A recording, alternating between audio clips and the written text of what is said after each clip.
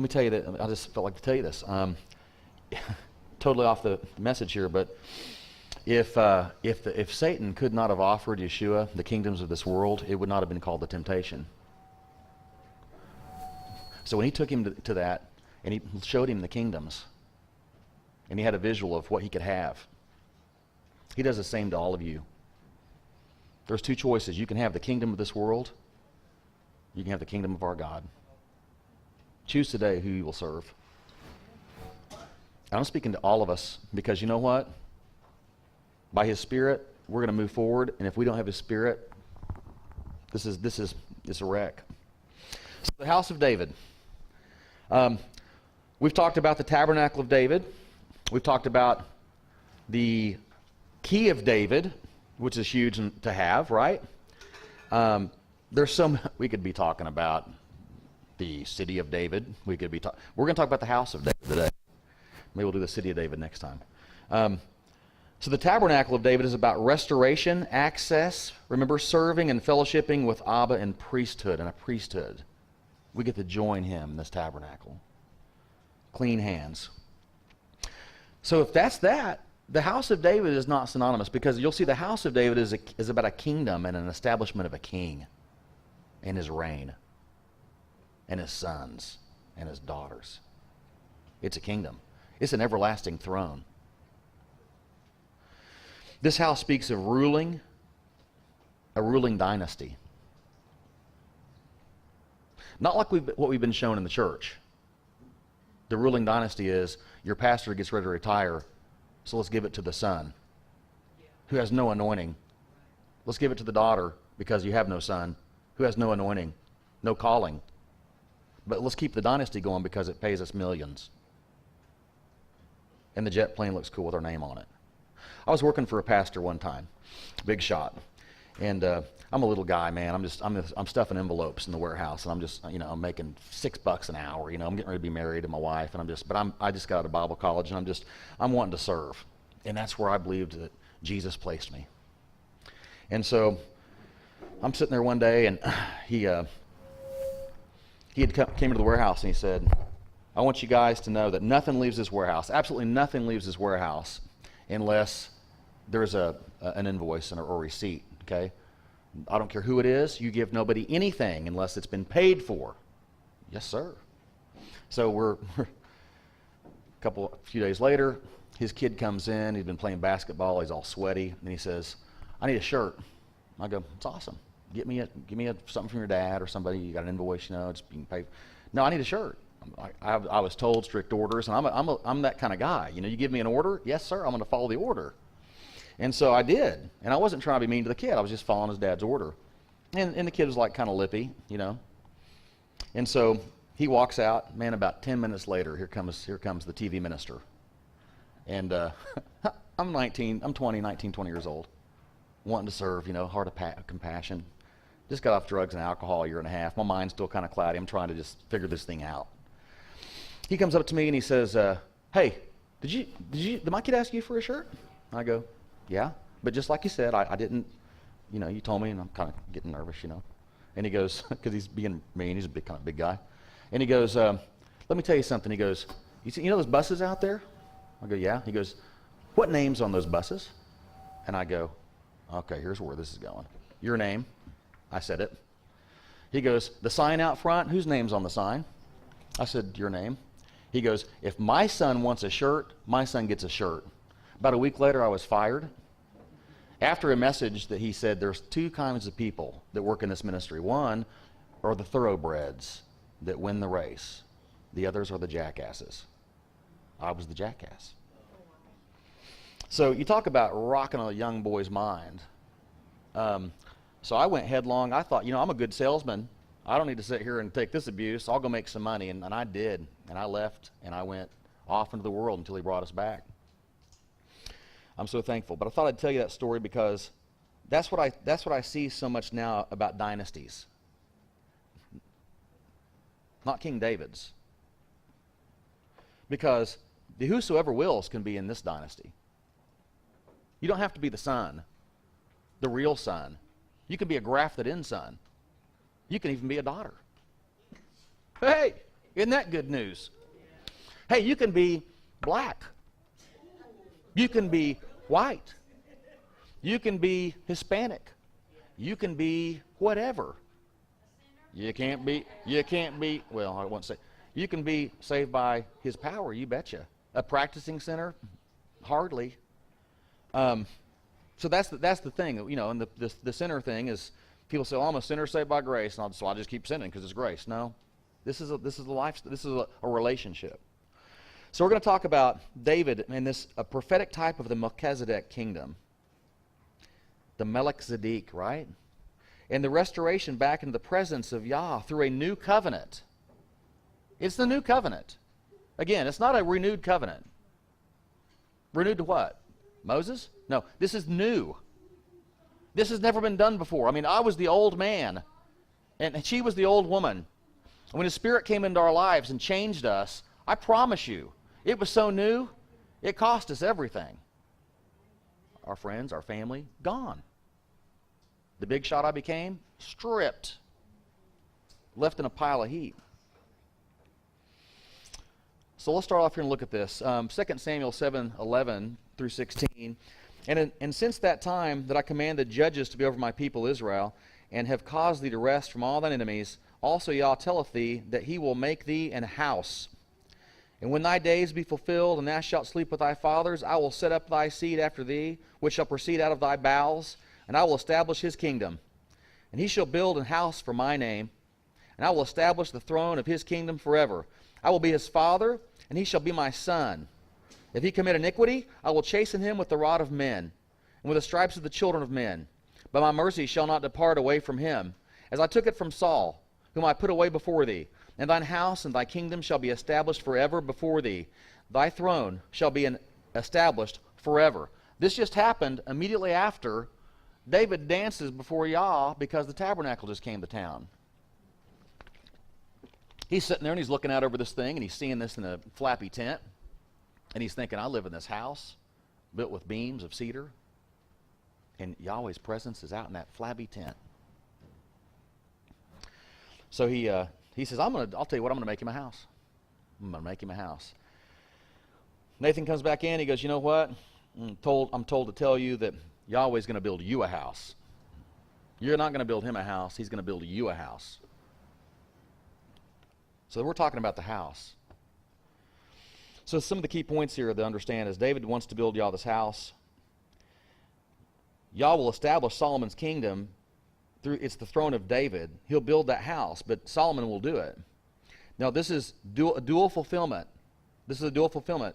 For one, because if you look at 13,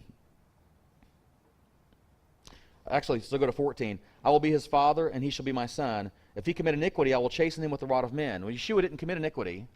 Solomon did. But even though Solomon did, the promise remained. He did not get the kingdom stripped because of his sin. And if anybody could have had a kingdom stripped, it was that dude for what he did. But Yah says, I'm going to keep that throne. I'm going to keep my promise because of my covenant with you. But the dual fulfillment here is Yeshua, the son of David, many years later, would take stripes because of the iniquity of men. Do you see that? So it's talking about, clearly it's talking about two things. It's talking about Solomon immediately getting the house built. But it's talking about Yeshua spiritually sealing the deal, building the real house that's not with human hands. Do you follow me? So, the house in thy kingdom shall be established forever. This speaks of a dynasty. Sons who will reign forever. Thy throne shall be established forever. This is kingdom reign. And not the kingdom reign of the dominionist movement here in America and around the world. That basically just means our kingdom will reign. Oh yeah, Jesus' kingdom. Yeah, it'll reign. No. You look at their lips, they don't match their actions. It's their kingdom they're wanting to reign. So the promise of the Melchizedek rule of king priest Yeshua, king priest, like we saw David acting as a king and priest, this is, of course, it has dual fulfillment. Solomon built it. Yeshua, the son of David, comes to build the spiritual house. Why wasn't the forever house promised to Moses? You ever wonder why wasn't the forever house promised to Aaron? Could have been. It's the same reason that Moses at 120 years old had to sit on the mountain and die when Joshua got to lead him across the river. Instead, it was promised to a Melchizedek king, priest, the kingdom of David.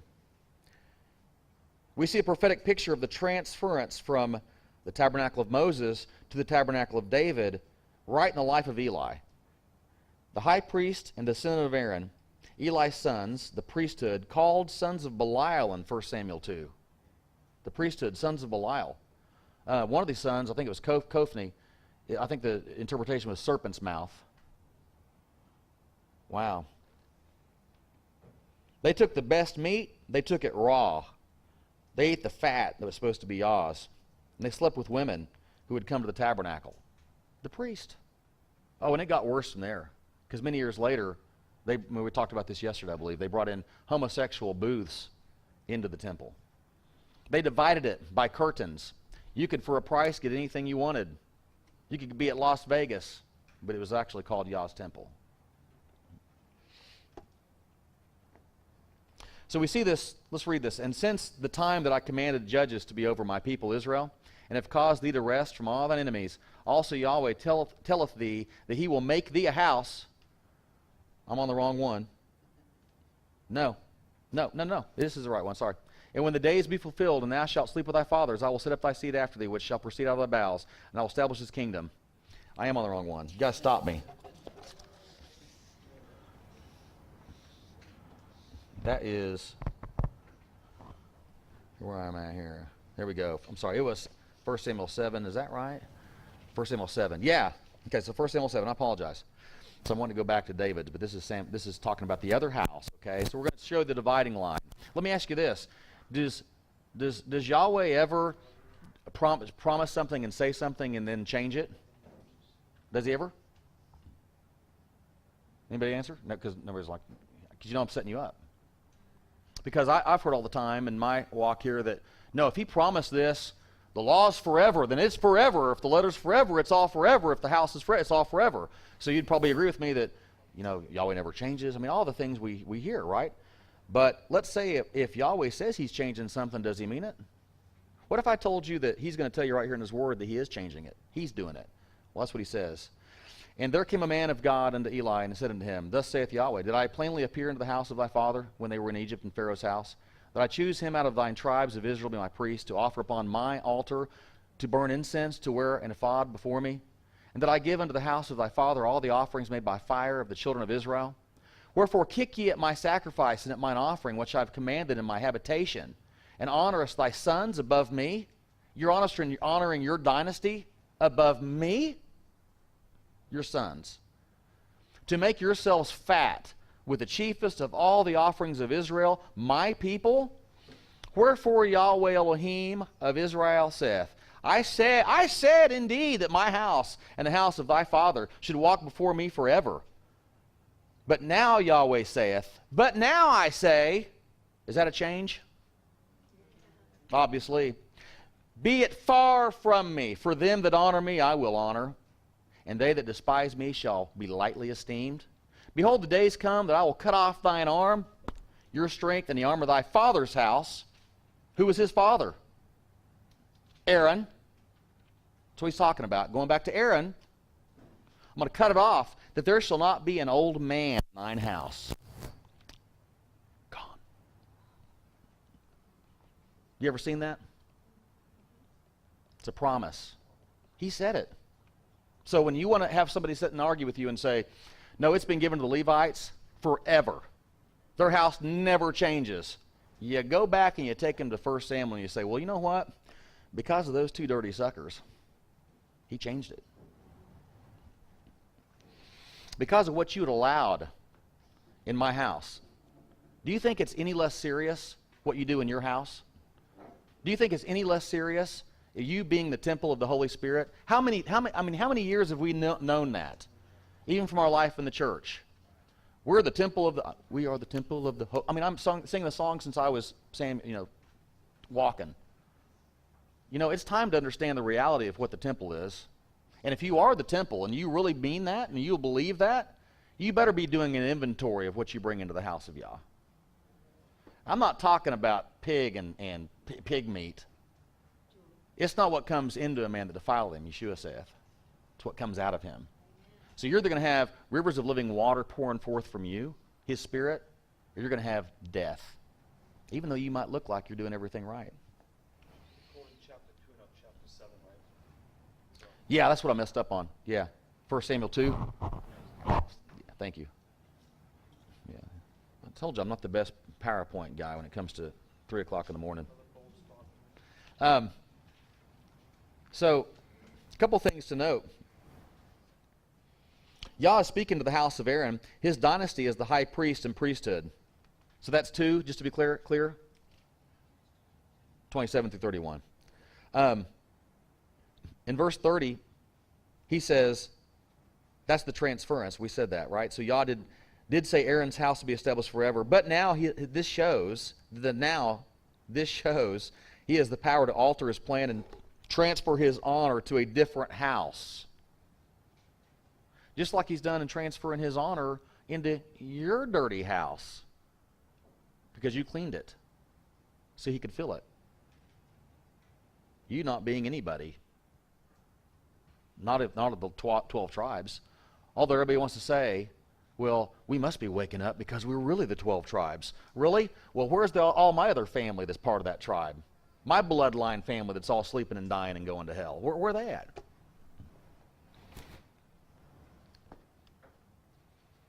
I'm kind of wound up today. I'm kind of. He promised to cut off his arm of his house. I'm going to cut the arm of your house off. That's speaking, all his strength gone. Everything I do with my right arm, gone. Strength gone. I'm cutting it off. And this old man in the house, no more, means it's going to cease. When there's no more old men in the house, the dynasty is done. Everything's gone. It's done. There's nothing, it's not perpetual. So Yah then promises a sign. A sign of what? He promises them a signaling of the beginning of the transference of his presence out of Aaron's house into a new house. Let's go see what that is. So I'm back again at 2. I butchered that up. I apologize. Yeah. I like that 7 for some reason because it's completion.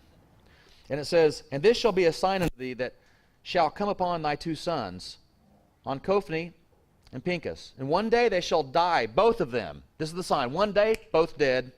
And I will raise up my faithful priest that shall do according to that which is in mine heart and in my mind. And I will build him a sure house, and he shall walk before mine anointed forever. Because you didn't. The one I promised to you and your father, that house that I have built and established and promised you would be forever. Guess what? But now, I've decided that I'm going to look for someone that has a heart after me. I'm going to put this thing on someone that pleases me and wants to do my will. And it shall come to pass that every one that is left in thine house shall come and crouch to him for a piece of silver and a morsel of bread, and shall say, put me, I pray thee, into one of thy priest offices, that I may eat a piece of bread. Well, a few years later, we'll get there. Here comes one of the last priests that got, all the other priests got butchered by an Edomite. And this priest comes. David just took the showbread. He's sharing it with his men. This was fulfilled. So a question here. Was this speaking of, now here's the thing. You'll hear 2 different things here. Well, that's Zadok's house. That's the promise to Zadok. That's his priesthood. He'll be the high priest now. So it's going to just transfer from this house and be to Zadok. Or this is David being raised up as a faithful priest. Because we saw that David did all these priestly actions. Was it speaking of building Zadok's house or David's? Who gets the sure house? I believe it's both. Because the Melchizedek is a blending of both houses that become one new house. In Messiah, it's the Melchizedek. It's the king as righteousness. It's Zadok's line would be given the high priest position, but that comes down all the way into John the Baptist, and it's transferred to Yeshua, right? David also acted as a priest in the tabernacle of David while Zadok was over the altar of sacrifice. So while David is acting as a priest, you've got the house of Zadok in the altar of sacrifice making animal sacrifices. So if Yeshua was from the seed of David and Mary was from the Zadokite bloodline, then we have David and Zadok working in tandem in the same kingdom as a king and priest. This is showing us the coming of this sure house is when they are fused together as one house in Messiah. Do you follow that? Because I have a lot of time to think sometimes. So I think, and I'm praying, I'm like, I don't ever want to be deceived. I mean, my prayer is that I'm not deceived. I don't want to be deceived on the word. I don't want to teach you something wrong. And so I'm open to, if I ever say something wrong, I don't want to say something wrong. I'll get on camera again and I'll say, you know what, I messed up. And this is what I said and I was wrong. So sometimes I just think, is that really am I just seeing this, you know? Am I seeing this, or is that what that's saying, or am I seeing, or are you showing me this? So you have to understand how to rightly divide the word of truth. And by his Spirit is how you do it. And if you don't have a Spirit, it's really hard if you're not anointed to. You can read words, and you can read. I read words for all my years, all year. I mean, I read words, but never penetrated my heart. So then listen to what. Let's look at next and see what Yah says to Samuel, confirming Aaron's house is coming to an end. Now I'm back on track because now we're in chapter 3. So 1 Samuel 3. 11 through 14. And Yahweh said to Samuel, Behold, I will do a thing in Israel, at which both the ears of everyone that heareth it shall tingle. And that day I will perform against Eli all things which I have spoken concerning his house. When I begin, I will also make an end. For I have told him that I will judge his house forever for the iniquity which he knoweth, because his sons made themselves vile, and he restrained them not. And therefore I have sworn unto the house of Eli, that the iniquity of Eli's house shall not be purged with sacrifice nor offering forever. That's done. Here's a question for us that really hits home. Eli, because his sons made themselves vile and he restrained them not. Do you restrain yours? Are we restraining ours? Because in my house, I have house rules. I got to a certain age, and I wanted to be a pothead. So my dad said, "You have two choices. You can do a pothead in my house, or you're not going to do it in my house. You can be a pothead and leave, or put that down the toilet and stay." I said, "Give me a box." Threw some clothes in it, and was gone. That was my choice.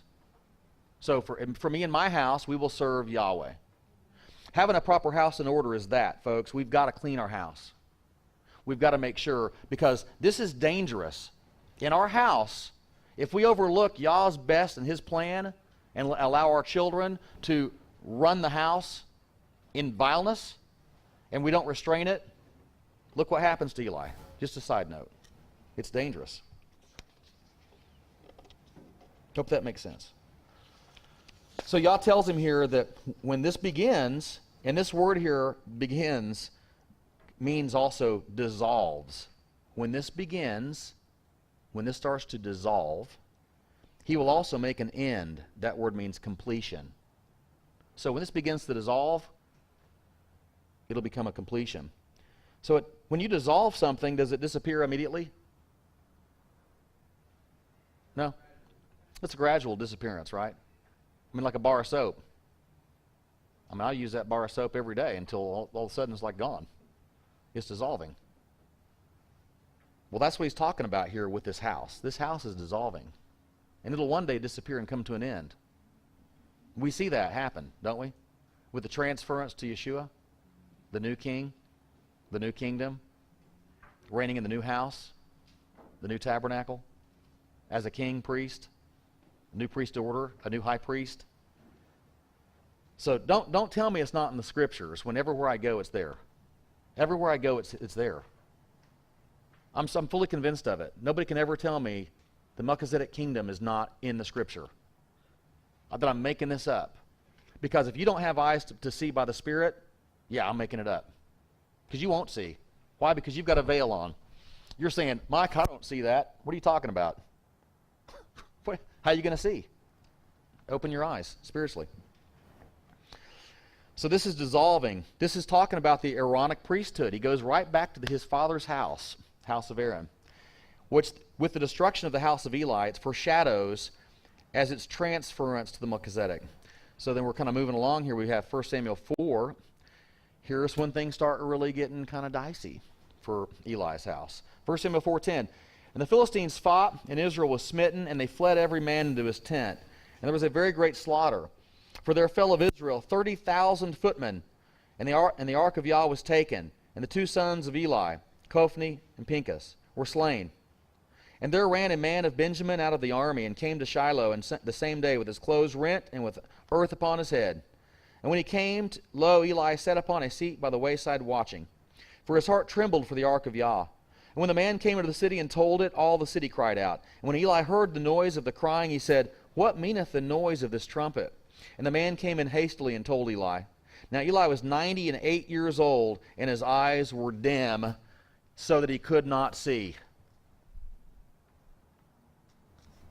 Sounds like some friends I have. And the man said unto Eli, I am he that came out of the army, and I fled today out of the army. And he said, What is there done, my son? And the messenger answered and said, Israel is fled before the Philistines, and there hath been also a great slaughter among the people. And thy two sons, Kophni and Pinchas, are dead, and the ark of Yah is taken. And it came to pass, when he made mention of Kophni and Pinchas, that he fell off the seat backward. No, it doesn't say that, does it? What's it say?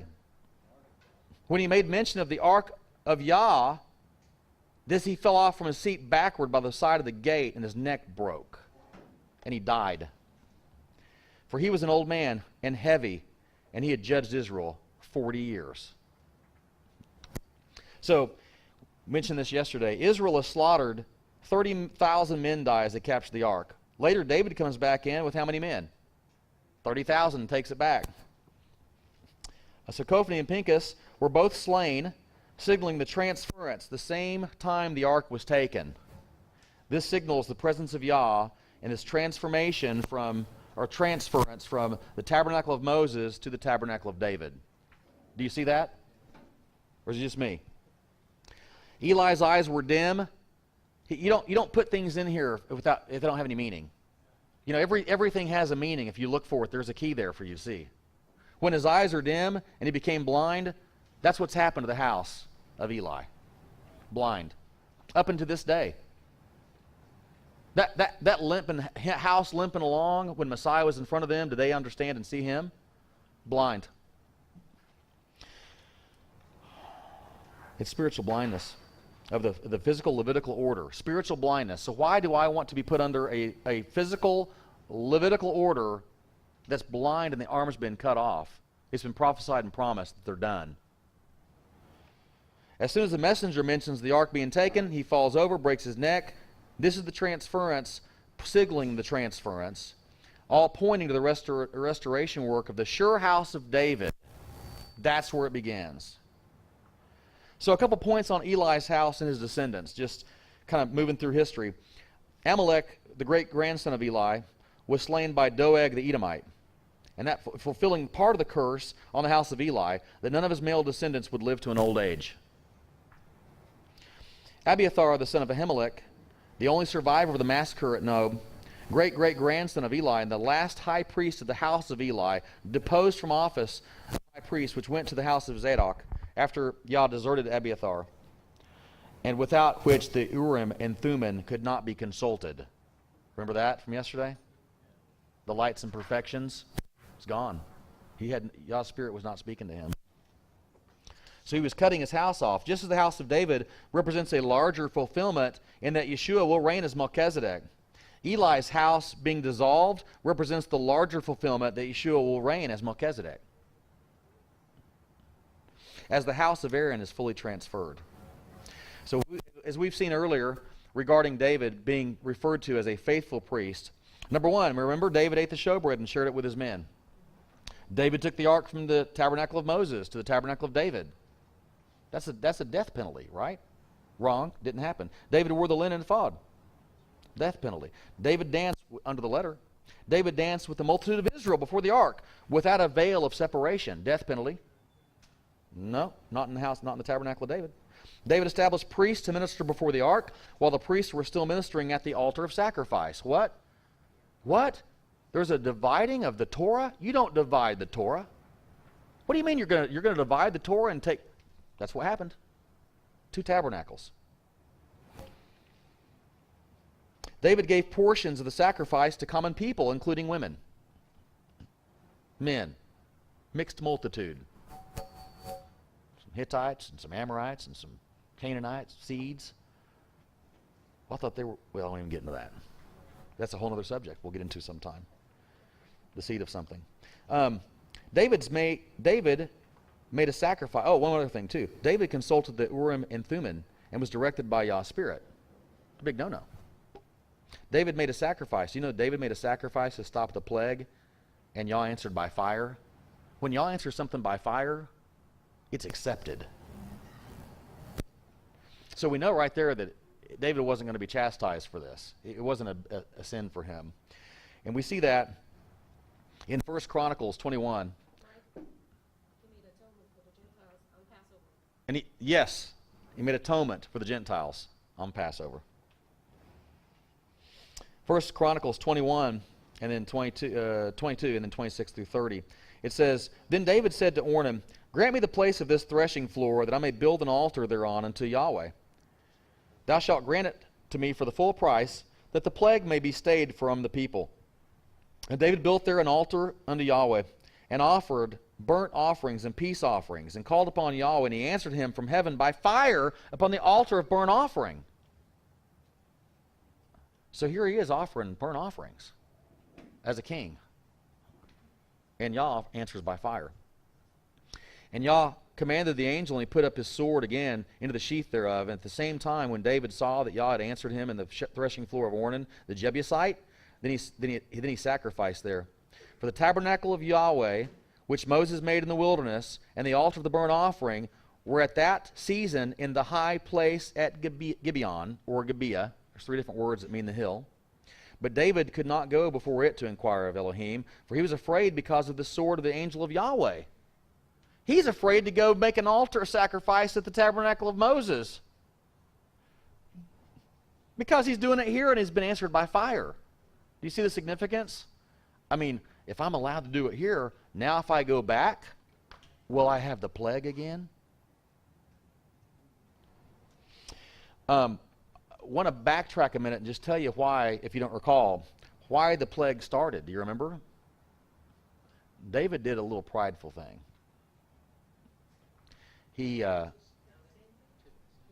Satan put it in his heart to take the census and count the people. When you build your kingdom and you want to just count your fighting men, see who's on your side, see who your buddies are, how many men are going to be in your side, count your church congregation. I mean, I remember that in the church, man. It was always about numbers. Always about numbers. We had 78 more today. 18 salvations. They never saw them again. Nobody had discipleship. Brought off into the world. Swept a house and it filled up 7 times more demons, right? So, he's saying right here that a great example of mercy over sacrifice, and Yah's mercy to stop the plague, he tells David, who is not a Levite, to build an altar and sacrifice for the people, because David's pride and arrogance got in the way, and it started the plague. Are you doing that in your life? Are you holding something on that's yours, and you're going to let that be an issue of pride? I mean, I pray against it. I pray against it in my life, because I understand how Satan can tempt. He can offer you kingdoms, and I understand that. My wife does too. So we keep an eye, we keep a check on those things. As soon as we stop walking in humility and see ourselves, as soon as we stop seeing ourselves as one of you, done. I'm going to go sit down, because I'm not some guy. I'm standing up and you're sitting down. I'm not over you. I could sit down right there, and Roddy could get up and teach that scripture.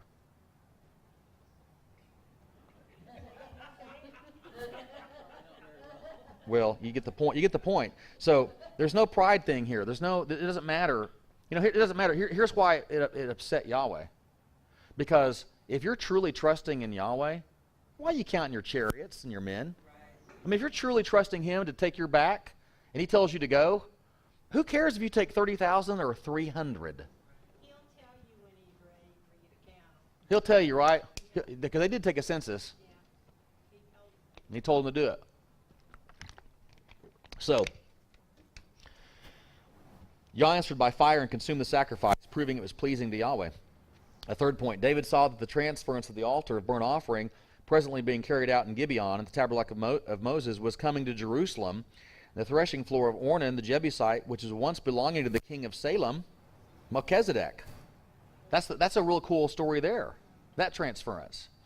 It's leaving the place of Gibeon, and it's coming to where it all began, the Melchizedek. He was afraid to go sacrifice to the tabernacle of Moses, where the rightful altar under the law was being carried out, the sacrifice there, because Yah told him to do it in Jerusalem, and he feared the sword of the angel of Yah, and when Yah answered by fire, he knew it was good and it was acceptable, so why go back? I'm asking you, Messiah has died, he shed his blood to bring you into a new priesthood, why go back? He stopped the plague by his own life. Why go back? I don't want to go back to that tabernacle of Moses. You know why? I would be spitting on this one. I'd be saying, you know what? I know you answered by fire, but I think I want to go over here anyway because I want to make sure that I'm righteous and the Levites accept me. I don't care. I mean, it's obvious, right? I don't care. That's why this is going to be on the video. Because everybody's going to know I don't care. I say it again. I don't care. I don't mean that arrogant. I don't care. I've lost my care when that comes to. I just don't care. And I pray and I love, but I'm past the point of, you know what? There's some people that there's no more arguing about it. There's no more debating about it. You can and I tell them, listen, that's fine. You don't have to. You can just go to Levite temple. I mean, I'm going to pray for you. I hope you wake up, and I know you're praying for me and hope I wake up. So we'll see at the end when the smoke clears who woke up. So the Melchizedek kingdom was being reestablished. The Melchizedek was the king of Salem, Jerusalem, and that means founded, peaceful. He being the king of peace, a type of our Messiah, would also bring us back to the tabernacle of David, establishing peace in the kingdom. I want to get off here for just a second, and I want to show you one more thing, just from some other notes this morning that kind of blew me away. So another shadow of this, I'm just going to read this. Another shadow of this is when David...